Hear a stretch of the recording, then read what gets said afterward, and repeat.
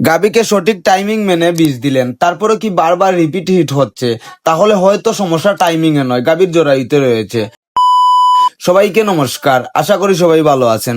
গাভীর জরায়ুতে যদি কোনো সমস্যা বা ইনফেকশন থাকে, তাহলে আপনি বারবার বীজ দিলেও অনেক সময় গাভী কনসেপ্ট করবে না।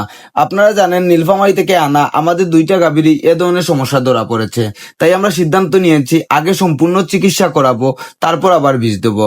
আপনারা আমার ভিডিওতে দেখেছেন এই গাভীটাকে প্রায় 1 মাস আগে আমরা বীজ দিয়েছিলাম, কিন্তু কাল সকালে ফার্মে এসে দেখি গাভীটি সাদা রঙের ঘন মিউকাস বের হচ্ছে। এই ধরনের মিউকাস দেখেই আমার সন্দেহ হয়েছিল যে গাভীর জরায়ুতে হয়তো ইনফেকশন হয়েছে। তাই দেরি না করে ভিডিওটি নিয়ে সরাসরি আমাদের প্রাণী সম্পদ হাসপাতালের সার্জন স্যারকে দেখাই। ভিডিও দেখে এবং কিছু তথ্য জানার পর স্যার বলেন গাভীর জরায়ুতে ইনফেকশন হয়েছে। এই ধরনের সংক্রমণের কারণেই এমন মিউকাস বের হচ্ছে। অনেক সময় এই ইনফেকশনের কারণে গাভী বীজ ধরে রাখতে পারে না, ফলে বারবার রিপিট হিটে চলে আসে। তারপর স্যার আমাদের ইউটেরাইন বেড খাওয়ানোর পরামর্শ দেন। এই ঔষধ মূলত জরায়ু পরিষ্কার রাখতে সাহায্য করে এবং সংক্রমণজনিত ময়লা ধীরে ধীরে কমাতে সহায়তা করে। পাশাপাশি জরায়ু স্বাভাবিক পরিবেশ ফিরে আসতে সাহায্য করে, যাতে পরবর্তী হিটে কনসেপ্ট করার সম্ভাবনা ভালো থাকে।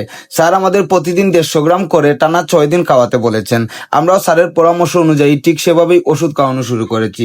এখন আশা করছি সংক্রমণ কমে গেলে হয়তো পরের হিটে গাভীটি ভালোভাবে কনসেপ্ট করবে।